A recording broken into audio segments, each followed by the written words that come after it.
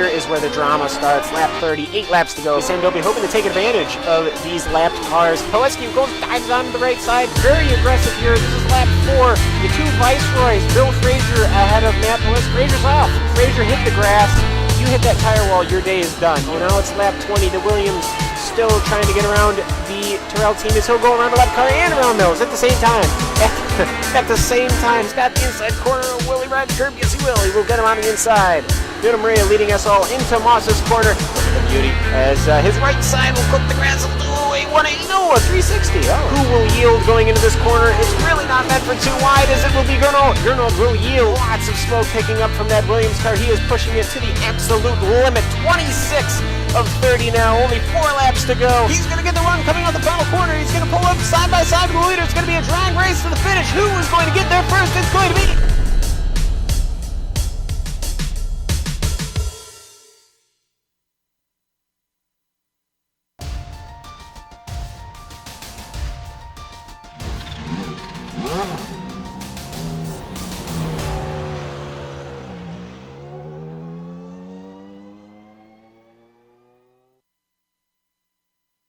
Good Sunday, race fans, and welcome to the Nurburgring for round 8 of the Lotus 79 Classic Team Championship. And you'll see it live as it happens on the Global SimRacing Channel.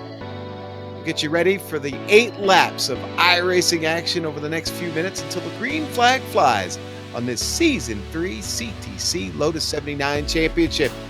Here in the booth with me at my side, legendary Lotus 79 pilot Samuel Ryman. Over there in the big chair, twisting and tweaking the dials, the doctor of pistopology, Amjad Yaman. Behind the hundreds of cameras here in Germany, the multi-talented, mysterious Dougie Beard. Sam, it's green hell. It's fun, it's dangerous, it's hard to remember all the turn names. Is anyone going to survive this today? What does this track hold in store for us? I think we'll see some drivers survive today, Sean. These are very top-class drivers we have competing here in the Classic Lotus Grand Prix Championship. But let's just give you an idea of what this track is like. As you mentioned, Sean, it's only 8 laps around here. Some of our new viewers not familiar with this track might be thinking, oh, well, that doesn't sound too hard.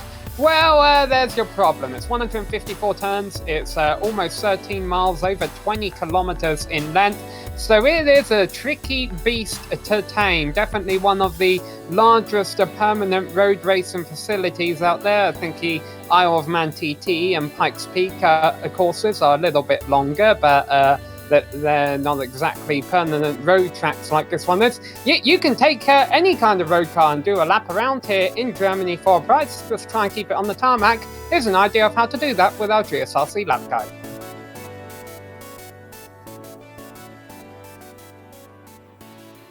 All right, we've got Johan Orlampi in the GSRC Lotus 79, so let's do a lap around the Nurburgring. First corner up is the north curve, and the downhill braking will make it easy to overshoot it. Now we're going to skip ahead to the important parts of the lap since we don't have time for a full one. A critical set of corners is High Oaks. This right-left combo takes you onto a long, flat-out stretch where you won't be braking until Ehrenberg. Make sure you get a good exit. Up ahead, the Swedish Cross is flat out, but make sure to stay to the left and brake as deep as you dare. Ehrenberg has some good camber, but it's gone wrong for all kinds of drivers over the years. Still, you're likely to see some attempts at overtaking here. Skipping over the foxhole to compression, you've got a blind swing into Outenauer Forst. As the track weaves back and forth, you're constantly slowing the car. Take it wide into the last left-hander so that you can get onto the power early as it veers back right. Later on in the track, once we're heading downhill, you've got to weave through the Spiegel curve and then get ready for miss-hit-miss. Use the apexes like the name implies. Still plunging downward in elevation, you've got the awkward braking for Defense Valley. There's no room to the outside, so be sure not to lock the brakes. Fast forwarding to the bottom of the Great Climb, the Lauda kink won't require a lift, but Bergwerks is as critical as ever. Send it in deep, but always be sure to bring it back in for that late apex and then get on the power early. You won't be braking all the way up the hill until here at Steilstrecke. I've always found it hard to get the car to turn in here, no matter which car I'm in. Be easy on the throttle on your way out to avoid wheel spin, then line up the car for the carousel. It is going to be very bumpy through here, and you really can't get back fully on the gas until you're out of the banking. Once again jumping ahead, let's look at the ice curve. Supposedly it's called that because it takes a long time to dry in wet weather, but I think it's just hard to find grip in general. Stay off the curbs and try to straight line these S's. Make sure to line up the car on the left, and though you still get light over the jump into Flansgarden, you won't get air like most cars do. Double apex the uphill, and then we're going to skip over to Swallowtail. You're slowing and turning with a fast right-hander, but be sure to keep the car tucked to the right for the best line over the crested left-hander. Pretty quickly you've got to swing through the mini carousel, which flies by much faster than its bigger cousin. Then comes the most important corner on the track, Gallows Hill. Getting through that first bit cleanly is important so that you can get your foot flat to the floor and power your way onto the Darinarhoa. This thing goes on for over 2 kilometers. At the end of it is Tiergarten. It's just a quick squiggle, but then Hohenron presents a lot more difficult proposition of slowing while turning and then avoiding the tall curbs on either side. The weirdly named Turn 13 is all that stands between you and the finish. So with that, we've now completed a lap around the Nurburgring.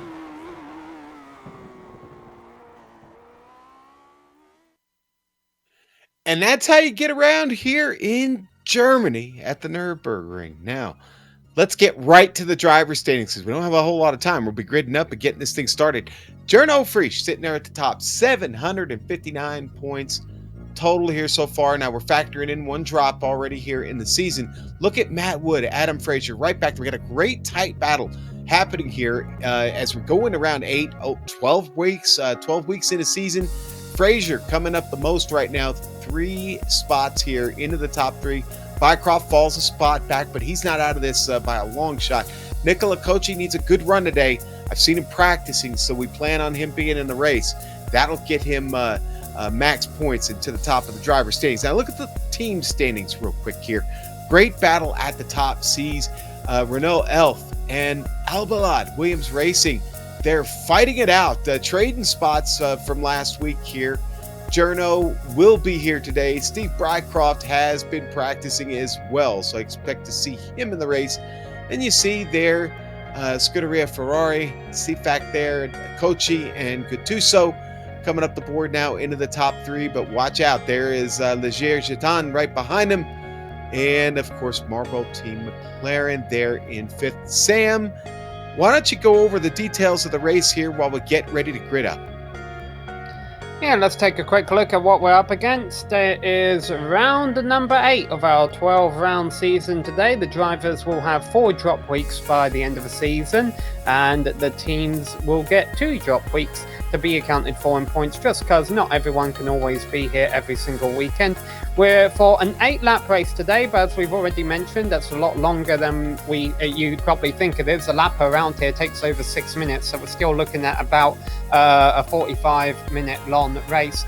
Open setup, and I think some drivers will be very happy about that. You definitely don't want to be doing the lap on the green hell with a car that you're not comfortable with.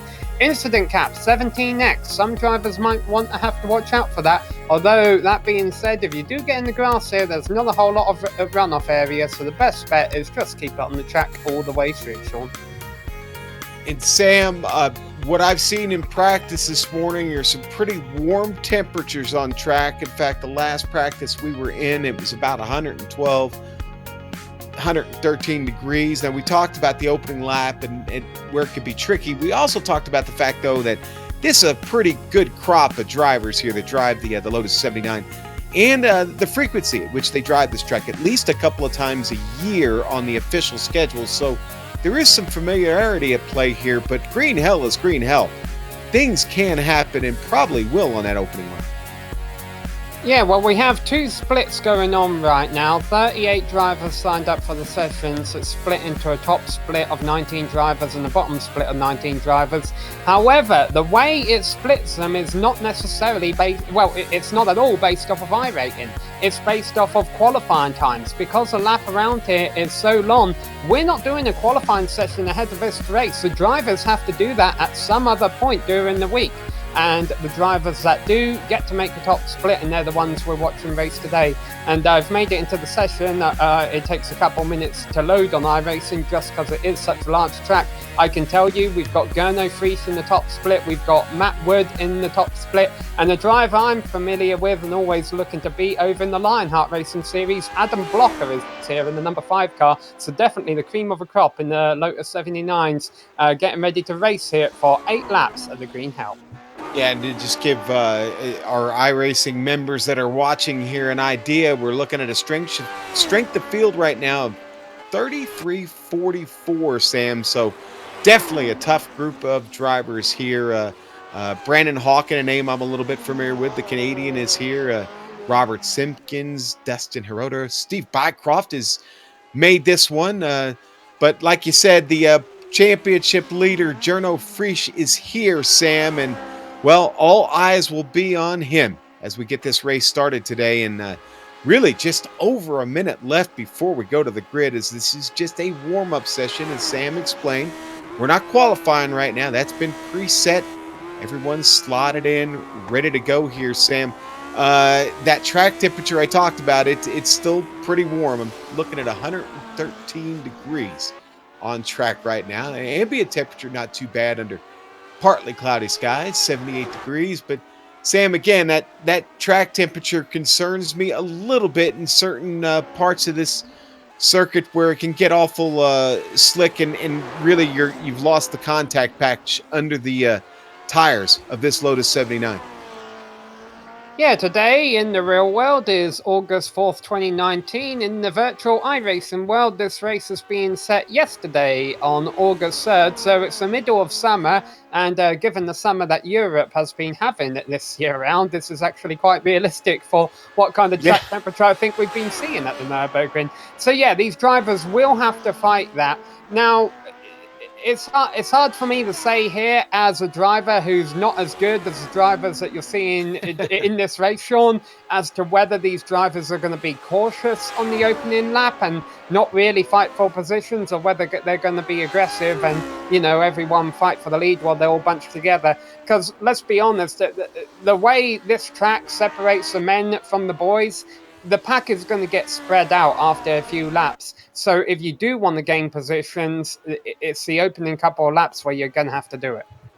Right, and you can't let anybody get too far away. Now, you do have a few spots here where you get a little bit of help in the slipstream, but Sam, it's ready to go. It's ready. It's time to go to the grid. Let's get it in here and get it in quickly. Here we go. On the pole, Sam. Waiting for those results to come up. Here they go.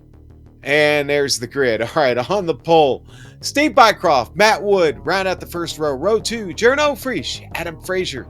Row 3, Nicola Kochi, Justin Albrecht. Row 4, Adam Blocker, Aleski Haninen. Row 5, Pablo Suarez and Dustin Hirota. And we'll go on to row 6, Robert Simpkins, Kendrick Taylor. Row 7, going to be Brandon Hawken, Timothy Reed. Row 8, Daniele Gattuso, and Timothy Dalton is with us today in the number 15. Row 9, Steve Sarles, Marco Sanfilippo, and then rounding out this 19-car field, Sam, we've got Tony Tolosi. And here we go. The grid is up. The green flag is out. We're mean green and underway here at the Nurburgring. Round 8 underway here in the CTC Championship. Matt Wood off to a good start. Oh, we've already got trouble, Sam, heading down the hill. Massive wreck. Nicola Kochi was parked in the middle of the track, and the back half of the field had nowhere to go. And that's just one example of why you want to qualify here. So you don't, the track is so narrow, and that's very unfortunate to see. A lot of drivers' races ended so quickly. But yeah, you saw the race down into the first corner. Steve Bycroft, our pole sitter, did not get off to a good start at all. Matt Wood took advantage of that, and he is leading the race as they raced off into the woods. Yeah, they do, Sam, and only really about 5 of them got away. The top 5, Wood, Bycroft, Frisch, and Frazier, and Albrecht. And it's a little bit further back to Heinen and Adam Blocker, but everybody else stacked in behind that accident, Sam. We'll continue to follow the action here as Wood screams off here into the woods, like you said. Yeah, some people, when they go into the woods, they might be looking for a hair as yellow as corn or something along those lines. These drivers are looking for a trophy as gold as a medal. And right now, Matt Wood is the one in point to try and do that. However, I'm sure Steve Bycroft is not happy with himself for getting such a poor start, and he's keeping Matt in his sights. And you can see there on the timing and scoring pylon on the left side of your screen, we've got 4 cars that have taken it to the pits. So 15 of the cars have been able to get away, but Kochi, Suarez, Simpkins and Taylor, unfortunately, their race has not gotten off to a good start. It really hasn't. Sam, why don't we go back and take a look real quick at that, that wreck just coming right down the hill off the start of this race. Most unfortunate. Everybody going to get stacked up here. Kochi's the red car at the front of the screen there. I couldn't quite tell, honestly. I wasn't looking in the right place as to whether he got tagged or whether that was a self-induced mistake. We'll get another angle. Yeah, it seemed like Simpkins was the first one to get off track up front, yeah. And Simpkins just nosedives into the Armco barrier there, and then everybody behind him. What a mess. Do an onboard here real quick, Sam. Yeah, so Kochi gets tagged from behind and bounces off the track, then comes back on. And really the damage was done when that Ferrari comes back on the track and just kind of parked there a little bit and clips a couple more. And at the end of the day, we end up with a parking lot. And of course, it's bad news for many of the drivers who started at the back who didn't set a qualifying lap. From the way I'm seeing how the grid was gridded up, everyone who started 13th on back was gridded in numerical order. So I think Brandon Hawkin, Timothy Reed, Daniel Gutasso, Timothy Dalton, Steve Salis, Marco Sanfilippo and Tony Teolis didn't turn the lap in qualifying. That's why they had to start at the back. However, I think I take that back a bit because I think they might have actually been the lucky ones. They were able to get on the binders, avoid the wreck, and granted, they lost a lot of time from starting at the back and having to get through that wreck, but they're still in the race. Yeah, we just go on the screen here. Heroder just got around Adam Blocker and pulling out and making that pass. Now, they were just behind or just in front of that incident, Sam, when that all went down. They were really at the end of that pack of cars that just barely made it through. Heading through the carousel here. Yeah, Blocker. Go ahead, Sam.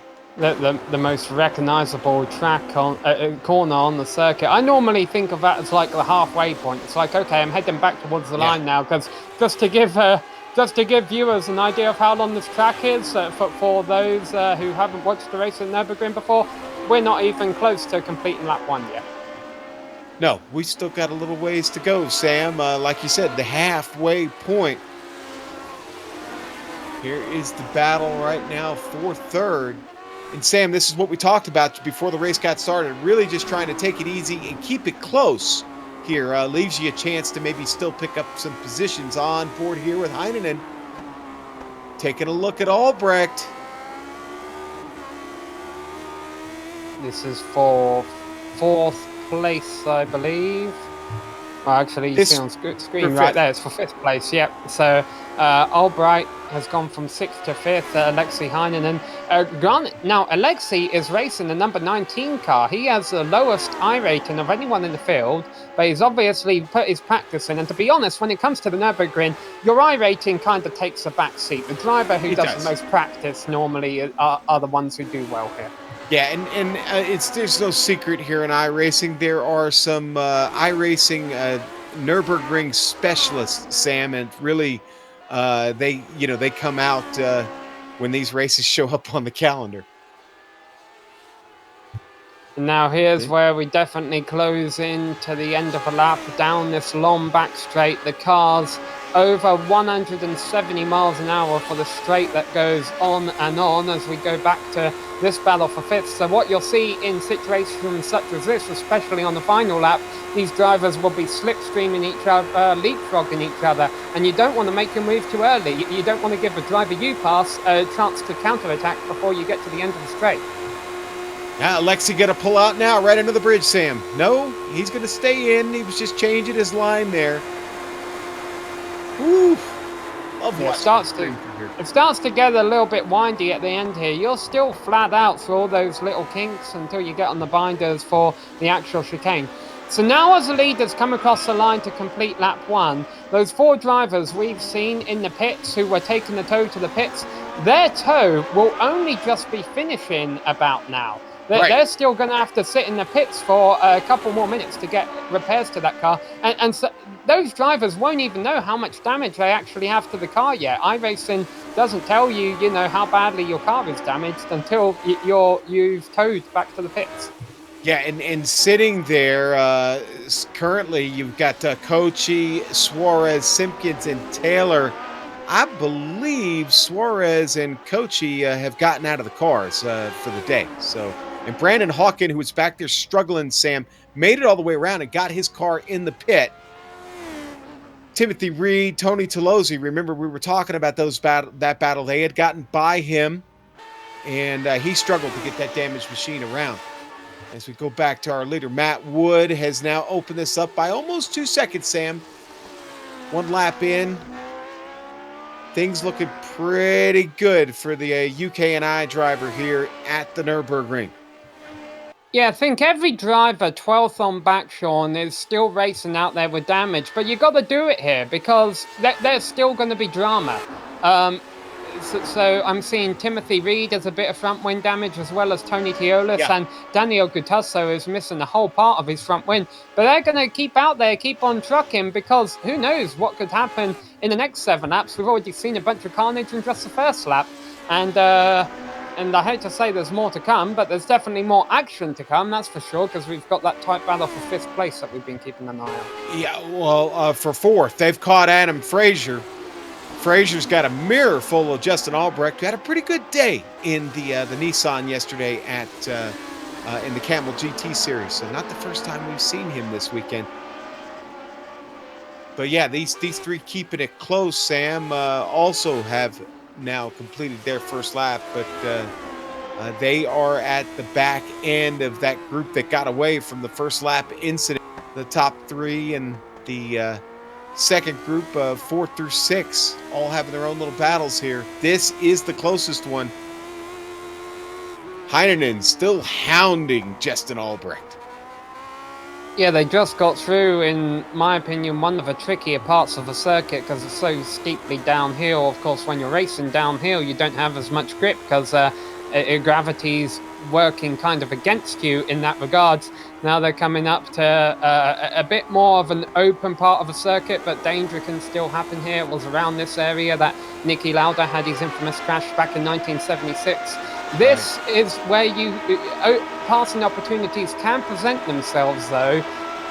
It's not the best place for passing, and I think this early on in the race, Alexei Heinonen might be a little bit patient behind Justin Albrecht. Obviously, your best bet is down that long back straight. But honestly, Alexei almost, to me, seemed like he was quite content just to ride behind Justin for now, last time down the back straight. Yeah, when they were down to Dotner, he really just was tucked in there and enjoying the ride, letting him pull him along. I think the 3 of these drivers are enjoying the ride at the moment. They've got good pace. They've kept the cars on the track, and they're really not far behind the top 3. So the top 6 right now, Sam, could end up anywhere in the finish of this race. Going back in the field, we do have a battle for 11. Sarles and Timothy Reed keeping it real back there. Reed's under a second. Oh, we got one car in the wall. Marco Sanfilippo has crashed out. He was running in 10th. He's taken a tow to the pits. It just happened just a few moments ago. He overshoots the turn, I think, gets a bit of oversteer. The rear end kicks out, and it's unrecoverable at that point. Oh, boy, and he did went in for the tow pretty quickly. There it is. He actually lost it before he got to the grass sand. Car disappeared rather quickly, though. He got on that tow button quick. Yeah, because I almost thought initially that he would... he might have hit the incident limit, but boy, you don't want to be accumulating 16 incident points in one lap. Oh, and here we go. The battle for 5th has resolved itself. Yeah, it has, and we've got a replay of that here on screen. Heinonen going to get that spot away from Justin Albrecht, finally. Took him about a lap and a half. And now Heinonen is not far off of the gearbox of Adam Frazier, so that will be a battle for 4th. Wow, and Heidenen now just about 3.5 seconds from finding the top three. Continued pace and another pass here may open things up for the Finn. Yeah, so Alexei was content to ride behind Justin down the back straight last lap. Now let's see if he does the same thing to Adam here. He's obviously tucked up behind him getting the slipstream, but why wouldn't you do that? Even if he's not planning on passing him, it's just the easiest way to get a lot of speed. And yeah, he's not making any inroads on Fraser, so either he has a not very good setup, or he's just content to ride behind the number 8 car for now. In 5th position, and we're not even a quarter distance. Well, we're about to hit a quarter distance as we come around to complete lap 2. And Sam, they've really dropped Albrecht. I wonder if maybe he picked up a little bit of damage somewhere, because his pace is really fallen off here just over the last half of that lap. It could be a setup then. Maybe his car isn't set up to go as fast in a straight line down there. But honestly, he's only a second back. And here at the Nurburgring, the second isn't a long time at all. You know, all that has to happen really is the driver in front of you just mismanage one turn, lose that second and a half, and you're right back there on board here with Steve Bycroft, looking at the speed down the hill here. Really, really ratcheting up. Bycroft just setting the fastest lap that last time around, Sam, a 6:06.7. Alright, so that tells me that I was about 30 seconds off a pace in practice. That's good to know. There is another battle out there, Sean. It's not that intense because the driver behind has a beat up front wing, but that's Steve Salas in 10th and Timothy Reed in 11th. These are 2 drivers who have kept on trucking. Now, Reed does have, like I say, damage on the front wing, which most probably came from that accident at the start of the race. Yeah, and he's managed to nurse it along and keep it going, and really it's got a P10 sitting right in front of him. He can just manage the rest of this race well. Sarles got away from that. Looks to be mostly damage-free. He's up 7 spots. Sarles started back in P17, Sam, so he's already having a great run. Yeah, and honestly, if you're sitting in 11th this early on in a race at Nürburgring, you can think to yourself, as long as I finish, I'm going to get a top 10, because someone in front of them is going to screw up. I don't know who, and I could be wrong, because these are good drivers, but from what I've seen here in the past, there's a reason they call it the green helmet. Sam, I think things are starting to heat up there with that battle between Fraser and Alexei. Yeah, it seems weird that Alexei doesn't want to make easy passes. He wants to make hard passes. Maybe he does just have a lot of downfalls on his car. Exactly, and I'm so glad you said that, because that's what I just noticed. I mean, he is really, really sending it in some pretty tight spots on this track, and maybe that is his only chance to pick up positions, going back to what you said about setup. Yeah, well, this is a part. Whoa! Gets closer to him under braking there. Yes, a lot late on the brakes. But besides that one turn that I didn't realise they were at, this is a section of a track where low downforce is beneficial. Now, maybe this is another reason Alexei's content just to ride behind in the long sections, as he knows if he gets by, that Fraser will have better top speed and get back by him. But we got the battle for the lead. Yep, Bycroft had been closing. He's trying to take it now. Right-hander here. Next turn's the carousel. I was going to say, after setting that fast lap, Bycroft is really on his horse now. Matt Wood trying to deal with the pressure. They make their way through the carousel. Bycroft only had 3 tires on the ground going through the carousel there. Yeah, it's very easy to mess up the exit of a carousel when it transitions back from the bank into the flat racetrack. I've seen many cars spin there. I've spun many cars there on iRacing. Now we're coming I mentioned earlier that part towards the start of lap that's downhill. I find that one of the trickier parts of the track.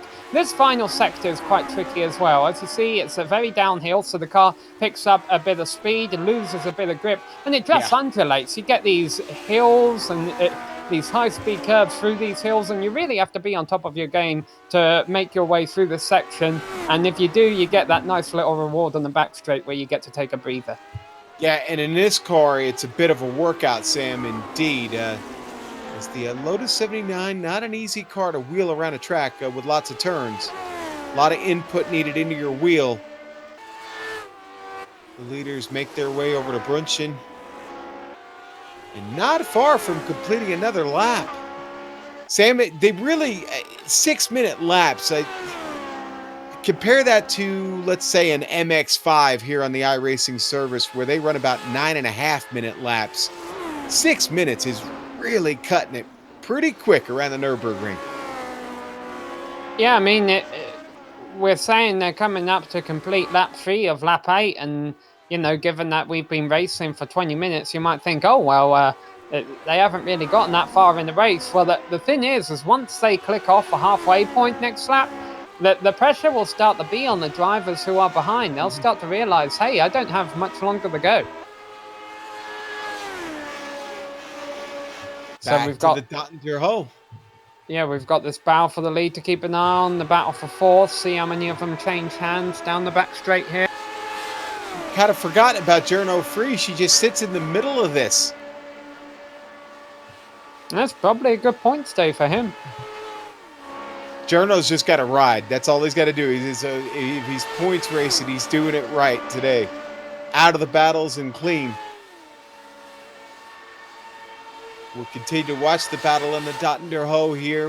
Gattuso's had a problem. We'll go back to it. And again, Alexei just going to decide to hang out and not make a pass. A car on the wall right now, Sean. Timothy Reed, we've been talking about how he was pressuring Steve Salas for 10th. He just overshot the right-hander that leads him onto the back straight. You really want to get a good exit out of there, and you can see his car's crabbing down the back straight. He's really gave that wall a wallop. He certainly did, Sam. He hits it hard. Already had trouble there on the left front. He's definitely going to have to get his way to the pit now. And are we seeing the replay here? Because I'll tell you, there's just been a change for fourth place. All right, well, we're going to... Here's what happened to Gutasso. Sam, he got the curb. A little bit too much of the top of the curb there. It sent the car spinning around and into the Armco barrier. And we just had that pass. Alexei Heinonen gets by Adam Fraser. Let's do one more replay here, because this is not a part of a track where you normally make passes. But right. Heinonen doesn't seem to like making passes on the easy parts of the track. He likes working for them. He really does, Sam. And I'll tell you what, Fraser almost got passed by Albrecht there in that sequence as well. Albrecht got right up under the wing. And we might be about to see another pass, because once again, Bycroft is right up on the rear wing of Wood. The hill, so they're coming into the downhill twisty bit where Bycroft won't be able to make a pass, but then they'll end up near that run to the carousel in just a few moments' time, where if Bycroft can get a good run, a good slipstream down one of those straights, he might think about making a move, because we're going to be halfway at the completion of this lap, and like I say, that's when Bycroft's going to start thinking about, okay, how do I win this race? Well, they make their way to Adenauer Forest. Matt Wood, Bycroft, again, Journo Friesch, the only driver that seems safe right now, Sam. Doesn't seem like there's any pressure back there for him as he sits, 6.5 seconds behind that battle, and safely about 5 seconds in front of the battle we were watching between Heinonen and Fraser. But Heinenen's done what I suspected he would do, Sam, as he started to pull away from Fraser, started to gap him almost 2 seconds now. His lap times, we'll see the next time around compared to Friesch, if he's gotten any faster. But I would say based on the pace he's starting to put ahead of Fraser, I'd say it's a pretty good guess that Heinenen's got his sights set on catching Journo Friesch.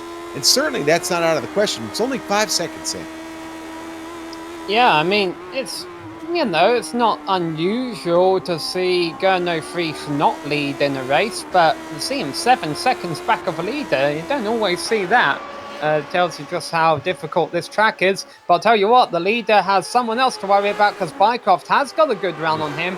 They're coming up to the right-hander here. It's a hairpin, a possible passing opportunity, but Bycroft backs off a little bit. So maybe he's just keeping Wood honest.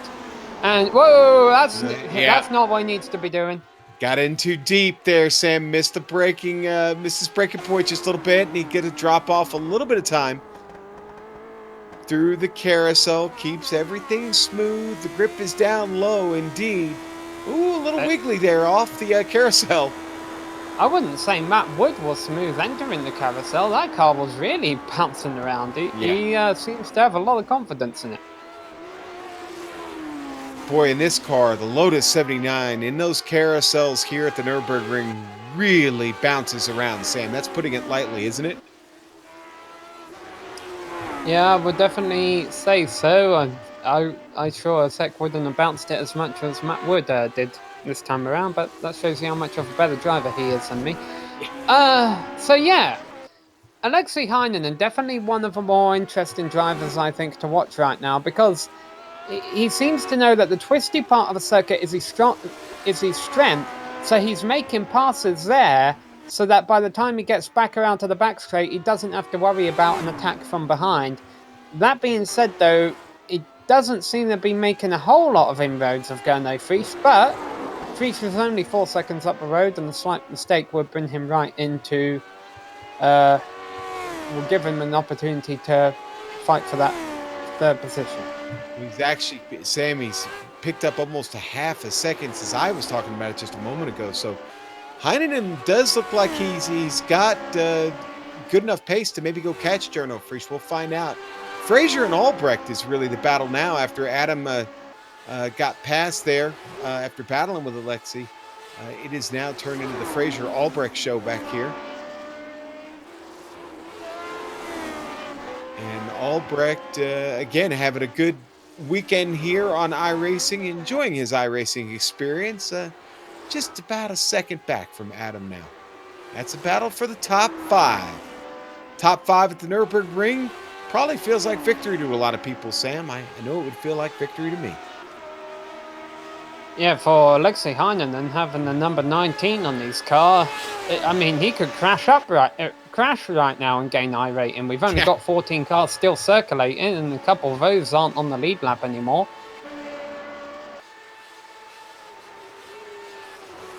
Yeah, Wood and Bycroft coming through now, Sam, making their way back to the in Hohenrain and on their way back to the start-finish line. This will indeed be the halfway point of the race. Still your leader, Matt Wood, after getting a great start, and Steve having a less than stellar start, Sam, has been able to hold serve here. Yeah, Steve Bycroft was probably saying that I didn't get a great start, and the response would have been from Nicola Cochi saying, hold my steering wheel. Yeah. But right now he's trying to come back from that. But one thing I've noticed, Sean, is down the back straight, Bycroft hasn't really been making a whole lot of inroads on Wood. And I think that's Wood's the best opportunity to win this race. I mean, I know these 1978 Formula 1 cars don't have DRS, but he's almost got to pretend that they do. And think, hey, as long as I have a gap of over a second when I enter the back straight, I'm safe. Right, and so it's probably figured that out at this point, like you're alluding to, and as long as he keeps that number in mind, he should be in good shape. But, you know, that's going to come down to managing the rest of the turns on this track and not overdriving it here to the end. The pressure is real, and you don't want to let Steve Bycroft get it in your head. Because, just under a second, not that far here on the Nürburgring. Gurno seems to keep dropping off from that lead, though, Sam. He's almost 10 seconds back now. And yeah, but you see, Gurno's losing time, but Heinenen's losing time as well. Yep. Like I say, Heinonen Heinonen is staying about 4.5 seconds back of Frisch. He is catching him a little bit. It might be enough to get him, but like I say, Frisch can't make a mistake. If he makes a mistake, that means Heinonen will be right on his gearbox. The good news for Frisch is he's Gernot Frisch and he doesn't normally make mistakes. Right. Well, here's an update on the field real quick. We've got 12 cars running, 19 started. Kendrick Taylor came in, had an incident, got the car in, got some repair. He's back there in P13. Sam, right now, as long as he can keep the car on track, he's maybe looking at getting as high as P12 in this, but boy, that car is badly damaged, and he's going to just do well to keep it on track until the end. Yeah, well, Taylor was one of the drivers involved in that massive pile-up. I believe he was the only driver who took a tow from that pile-up that has been able to get back out onto the circuit. And you can see attrition has played its toll, as it does here at the Nurburgring, that once he passes other cars who have had incidents, he'll probably end back up in 12th place where he started. And, you know, he'll walk away with that. He won't be happy about the crash at the start, but I think he'll be satisfied with that kind of finish. And we've still got half a race to go, so we might not be done yet with the carnage. I hate saying that, but it's the truth around here at the Green Hell. And I love we still have Wood and Bycroft battling. In fact, Bycroft's got a great run here. He's got him. It catches him right at that left turn, though. That's the only part of this. Yeah, there's so many different parts on this track I call the back straight.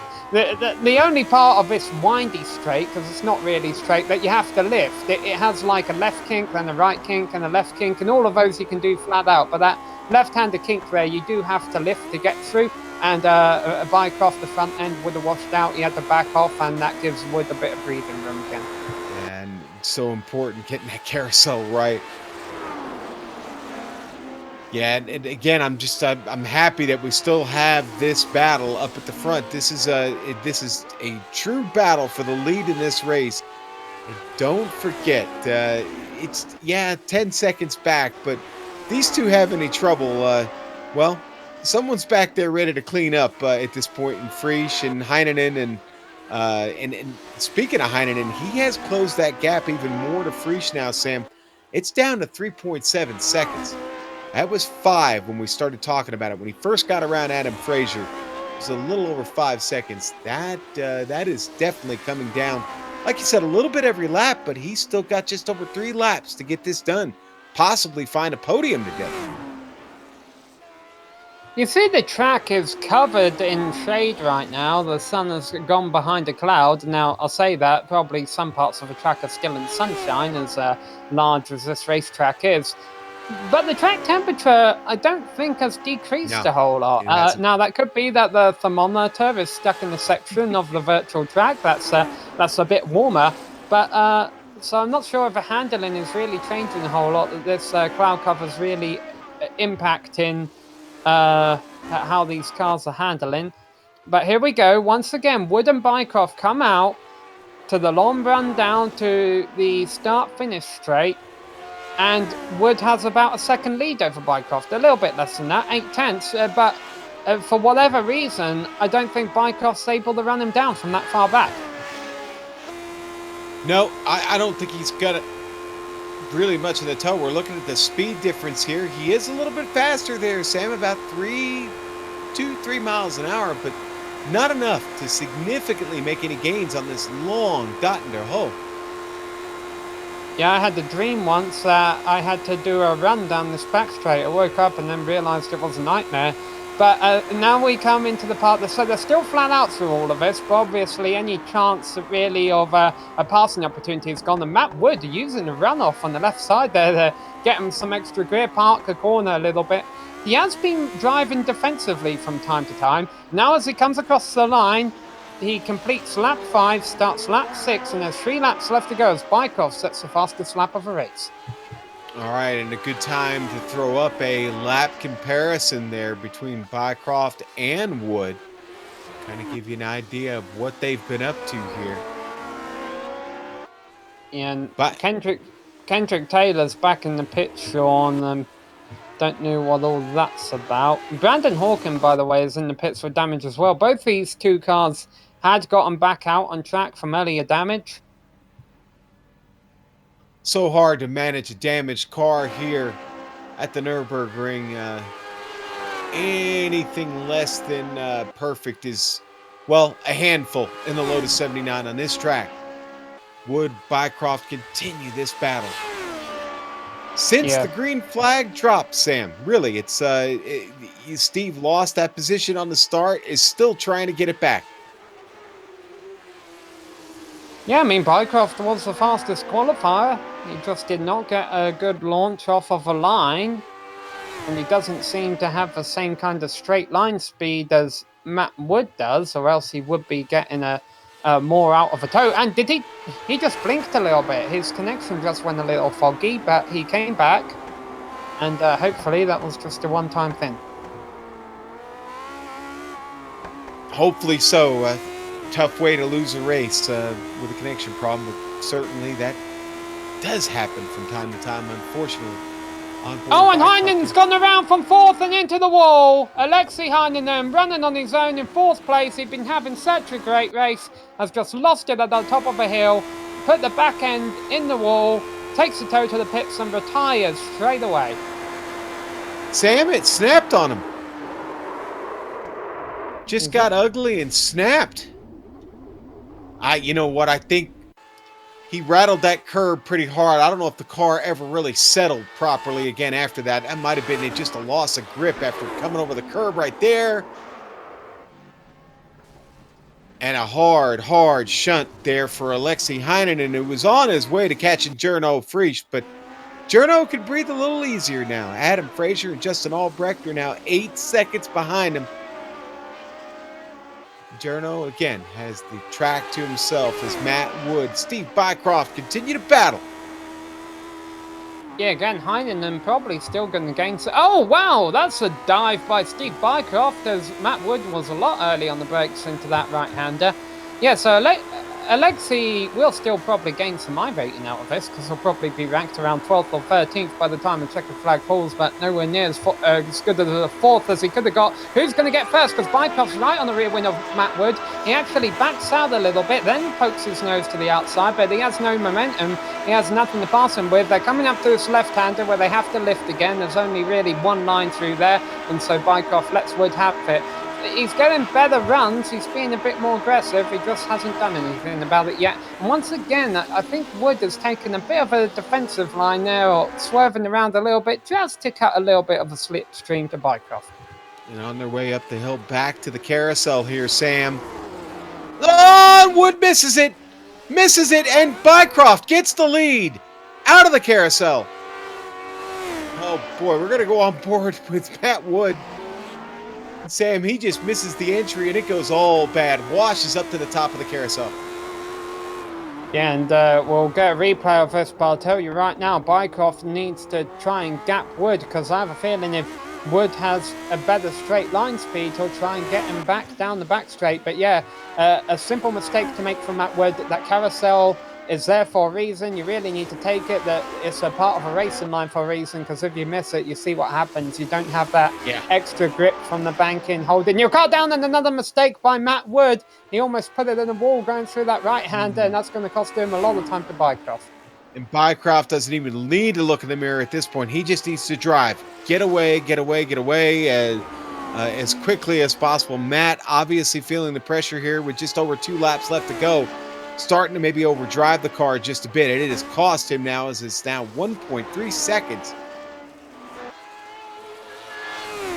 And Bycroft playing the patient game, Sam, is able to really, that opened up that opportunity for him to take this lead. Yeah, that was definitely his plan, his goal, his operation there to play the patient game. Yes. I think that's operation for Steve Bycroft. And now so I think Matt Wood has more straight line speed set up in the car, but I think he's just fallen way too far back. Well, so here we go down the back straight. Let's see what kind of top speeds they hit. Yeah, it's be a good time to take a look at that. We'll go on board here with Matt Wood as he tries to chase Steve Bycroft down the dot in their hole. Bycroft looks to have the speed advantage, and Wood really not picking up any slipstream from all the way back there, Sam. Now 2 seconds, the gap between them. Bycroft definitely faster out there in the air by himself. Yeah, this is strange. I would have thought it was the other way around because Bycroft wasn't making any kind of run on Matt Wood when he was behind. But yeah, sure enough, Steve Bycroft has been about 2 to 3 miles an hour faster. So just it's showing you that even from a second back, these Lotus 79 cars are not picking up a slipstream, and that's why Bycroft couldn't catch Wood in the past. But now he's gone by him. He's proven why he's a pole sitter, because he's been able to pull out 2/10 on Matt Wood already. 2 laps left to go. Bycroft has only made 1 mistake this race, and that was off of the start line. As long as he doesn't make a second one, he should walk away with the trophy today. And Sam, Steve Sarles just had a very scary moment. The Texan, though, avoids any damage. Watch this. Car going to snap loose on him. He's going to go around and around. Here we go. There's the slide, and there we go. Avoids the Armco barrier, but man, we just got to go back to the battle here for 4th place between Frazier and Albrecht. We'll replay this.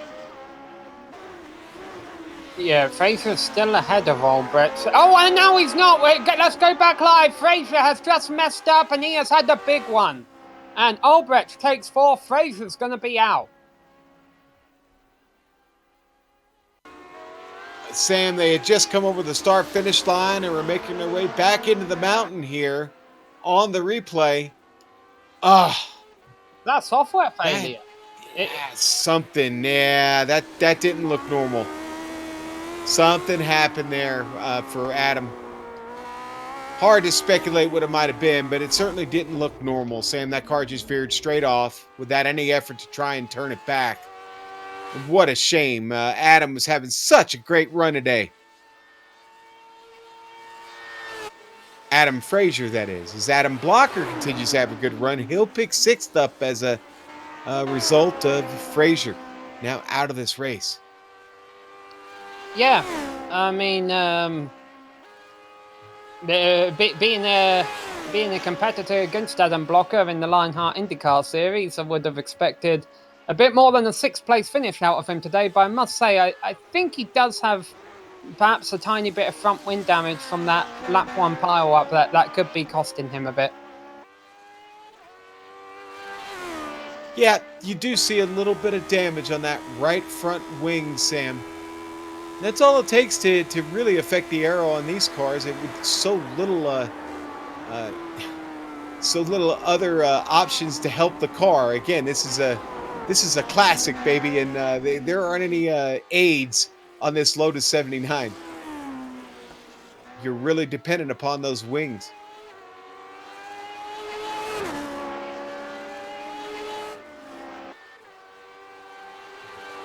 Well, boy, yeah, Matt continues to struggle back there, Sam, is that it continues to just lose touch here with Steve. Yeah, well, ever since Matt made the mistake that cost him the lead, which happened less than a lap ago, he fell back 2 to 2.5 seconds right off the get-go with those couple mistakes. And he's, oh boy, Matt would be in big trouble. It didn't hit anything, I don't think, did he? Yeah, Sam, he did. He's going to have some rear wing damage from that. He backs it into the Armco barrier actually pretty hard. It spins all the way around, and there's the contact. Now, the good news for Matt Wood is he had about 10 seconds over Gernot Frisch, and so he's still been able to retain 2nd position. The bad news is with that damage, and there you get a good idea of just how much of a thwack he gave that rear wing. He's definitely going to be at a disadvantage with Frisch only a couple of seconds behind him as they come to one to go. Yeah, Frisch has already caught him, Sam, and that car is hurt bad, actually. Matt's going to be lucky to finish this one. The rear end is actually all over the place. I would imagine the wheel in the cockpit there probably not straight. He's probably dealing with a real monster to try and handle. All right, so what does Wood do here if he's racing for a championship? I believe he's doing well in the points up there. Obviously, this will give Friese a bit of an advantage that he was going to be able to eat out of. But the question is, with 1 lap left to go, if you're racing for points, do you fight for second and risk losing everything? Do you settle back to third and just drive around and hope you'll be able to keep all 4 wheels on the tarmac and accept a podium position? Or does he pit and see if he can get any repairs? And it's not exactly a long pit road, but there's a few cars just 10 seconds down the road behind him. I think he'd lose a few positions out of it. Yeah. And Sam, he's only going into this race, he was only 10 points behind Journo. Really, his best option is to try and keep Journo in the mirror. I just don't know if he's going to be able to once they get to the dot in their hoe here.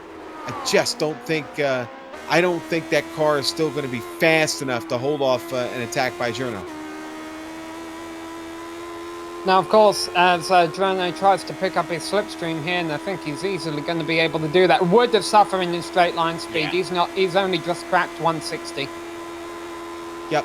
And I had feared that car, again, just it was backed into the Armco barrier really, really hard. Gave us some sparks, a little bit of flame. And Journo going to go on by. And the other option here, Sean, is he might not even have a choice. He might be forced to pit for required repairs. Yeah. He can ignore it, actually, with only the last lap left here. In fact, he does. Matt's going to drive on by. Journo's going to go across the line, now in second at the end of lap number 7. Steve Brycroft leads this race. 7 laps in the books, 1 to go for the Indiana native. But what about Justin Albrecht? He's a number 7. He started 6th. He was in 5th. He got 4th from Frazier crashing out, and now he could finish 3rd. So this is all unfolding nicely for Justin if he can run down Matt Wood. He's only 4 seconds up the road. I think Albrecht could get a podium here. I think he could, and it's really going to depend on how well Matt can get through the twisty bits until they get back to the dot in their hoe. It may take him some time. It may take him that long to catch him to the dot in their hoe, but he is definitely closing. As I watch my timing and scoring, I see the speeds. The difference is definitely there. Matt is indeed struggling with his Lotus 79. Yeah, I think Matt Wood's going to try and put up as much of a fight as he can, but I think it'll be in vain. Albrecht should get by for the bronze medal. The good news for Matt Wood is I was incorrect. I was reading the timings incorrectly because, of course, Frazier is out of this race now. Once Albrecht gets by Wood, that should stop the bleeding. He has about half a minute over the next car, Dustin Heatherden. Let's actually give a shout out to Dustin. He's going to come out of this for the top 5. Yeah, but I feel horrible now that we've not even mentioned Dustin Herroder until this point in the race. He's come up 5 spots, managed to stay out of trouble enough, Sam, to really find himself a great run. 5 spots, nothing to smirk at here on the iRacing servers when we're talking about Green Hell. And so hats off to him. Justin Albrecht has caught Matt Wood a lot quicker than I thought, though, and it's just a matter of when. Here, probably the next turn or two, Matt is struggling with the car more than I thought he was. Obviously, that shot to the rear end just took its toll on his Lotus 79. Oh, and he almost goes off track right there. That was so close. Yeah, not sure how much this is worth fighting if he could throw it all away with one mistake, because even if Albrecht can't find a way by him on this part of the track, he's just going to blast back by him when they get to the final straight, sticks his nose down the inside. They actually get quite close there. Yeah, Matt fighting for it, man. He doesn't want to give anything up here. Yeah, there we go. So I mean, you can use your talent in the turns, but if your car doesn't have anything down the straights, there's nothing you can do. Yeah, he knew, but he also knows now that he's safe. He can just keep it on track here, and he can salvage a top 5 run. Bycroft finishing off just the last little bit of this track, Sam, as he is, well, he's at that halfway point that we talked about before. Going to make his way up to the carousel here. One last time through is all it's going to take, and he can start thinking about a checkered flag. Love that through the shot carousel Dougie where gives us there. Yeah, through the carousel where he got the lead, lost at the start, got back at the carousel when Wood made a mistake. He was just riding behind him, about a whole 1 second behind him the whole time. Once Wood made that mistake, he re-established himself as the guy to beat today. And right now, barring disaster, he should walk away with his victory. And what about Gurno Frief coming out of here with the second? Once again, it's almost Mercedes-esque like what Gurno Frief can do. Even on these off days, he salvages a decent finish. And he's just a rock of consistency, Sam. Very rarely do we see Journo have problems, unless he's... Hey, the times we see Journo have problems is when he's fighting with somebody, on track for position.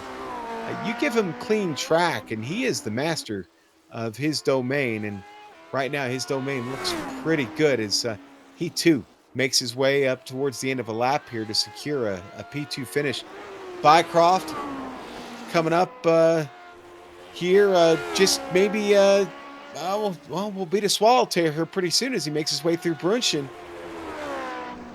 Yeah, Bycroft has really came on strong in the past few rounds. Yeah, I think to emphasise the point we're trying to make about Gurno Frief, let's recall, I think it was at the Charlotte Roval last year, which, or a couple of seasons ago, which that was something.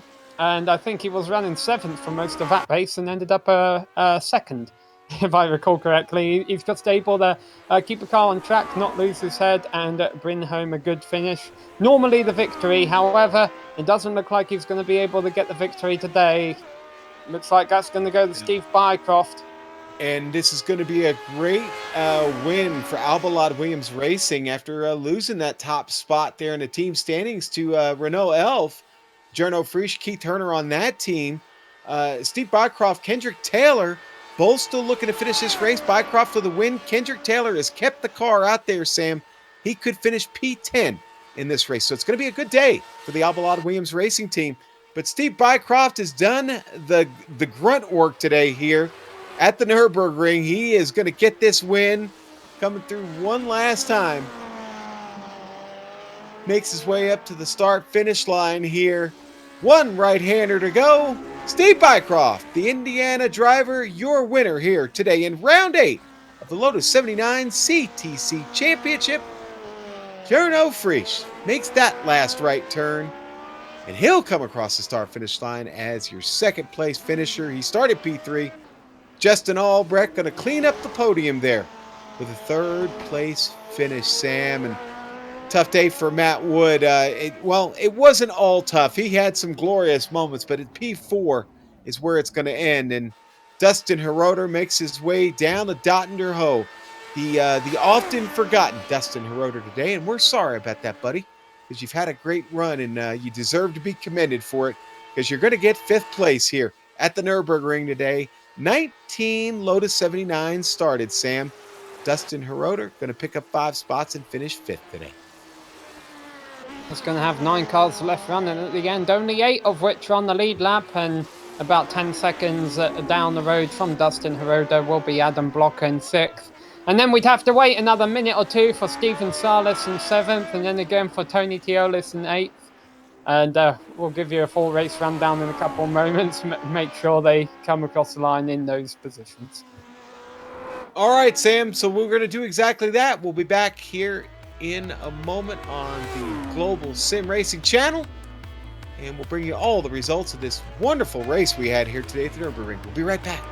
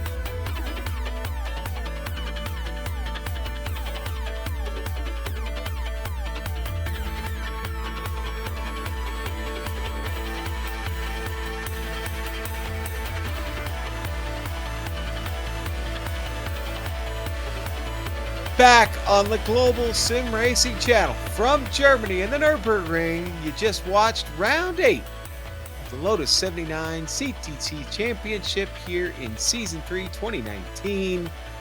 Folks, Steve Bycroft got himself a big win today. Needed it. So did the team. First place, Jarno Friesch going to finish that middle, the next spot on the podium there. In second, Justin Albrecht with a great run will round out the podium. Matt Wood, a little bit of heartbreak for him today, finishes 4th. Dustin Baroda with a very, very important P5 finish. Adam Blocker will come home in 6th. Steve Sarles, 7th for him. Tony Teolis, 8th place today. Adam Frazier, 9th. And Kendrick Taylor going to round out the top 10, Sam. Yeah, then in 11th place, 3 laps down, we have Alexei Heinonen, and that's very unfortunate considering what could have been. Timothy Dalton finishes in 12th place. These are all drivers who didn't finish ultimately, including Timothy Reed down there in 13th. Brandon Hawke in 14th. Daniel Gutasso back there in 15th. Marco Sanfilippo, we saw him crash out. He'll rank 16th. And then 3 drivers who were caught up in that opening lap incident, which Justin Albrecht did claim responsibility for after the race and apologised to the other drivers. And those drivers out of the race at the start were Robert Simpkins, Nicola Cochi, and Pablo Lombora Suarez. And Sam, I get to talk to the winner of this race, Steve Bycroft. Steve, so a guy from Indiana can go to Germany and win a race. That really is possible, isn't it? Yeah, it looks that way. Tell you what, it was a lot of fun. You had a hell of a fight going there with Matt for most of the race. You know, I've been on here since the beta. I was one of the original 40 guys. And that might be the toughest battle I've ever been in. I mean, it is so hard to go full on like that for that many laps here. I mean, it was just crazy. I mean, Matt, he is so fast here. I think when he popped out of the carousel, I think he got some floor damage, and that was the only reason I was able to keep up with him. Well, the win is great for the team. You get in front of Jarno Friesch. You guys just lost the team battle. You were at the top there, and you slipped a spot to P2. Talk about what that means for the team. Kendrick came home in 10th. Yeah, I actually care more about the team points than the individual, because it seems like the better I do, the more I fall in the standings. I guess it's because I race too much, so the lower strength of field kind of kills my points. So, I'd prefer to win the team championship over the other one, because I know I don't have a chance at the other one. Well, Kendrick was caught up in that battle or the incident, the lap, the opening of the race, and got it repaired, got the car back on track, had to go in again, get some more repair, and again finishes P10. And with you winning this race, I think the pendulum will swim back the other way, and you guys could find yourself in first next week at the top of the team standing. So good on the team. Good on you. Congratulations here at the Nurburgring today. Anybody you'd like to thank, Steve? You know what? Well, I just want to say having Kendrick as a teammate is it's great, because I'm not going to be able to keep up with Gurno. So if we win, or Matt, it's going to be because of him, not me. And as far as thanking anybody, I want to thank Mark Pickford for all the work he's done with the AccuForce. He's spent a lot of time coming up with these profiles, and I mean, they make the AccuForce feel so good. I would not be as fast or as consistent without his profiles. So I just want to shout out to Mark Pickford. All right. Well, Steve, would love to talk about those early beta days with you, but we'll do it some other time. We'll see you next week back here in the CTC Championship. All right, guys. Thanks a lot. All right, Sam. Steve Bycroft out of the way. Big day for them.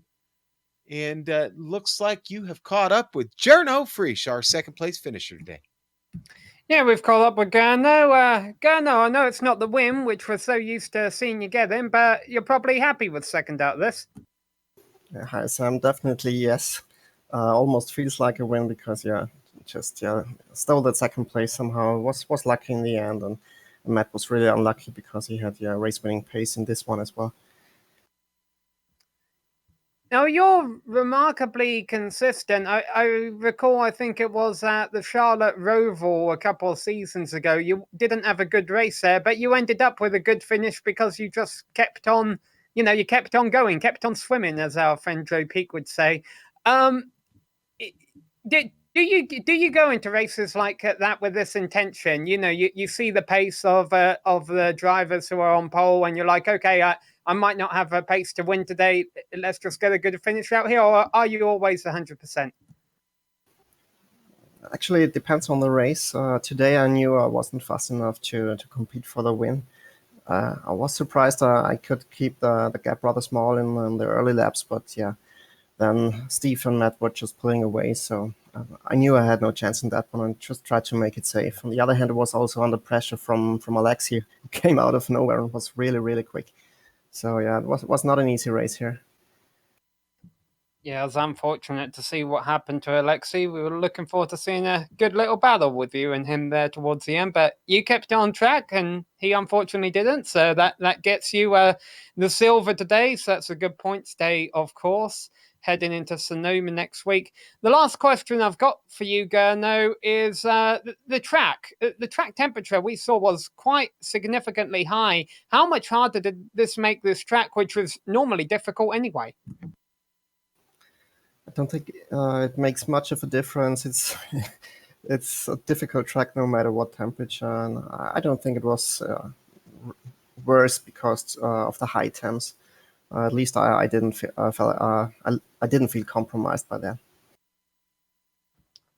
All right. Well, I guess that definitely shows with your result coming out of here with the second place finish.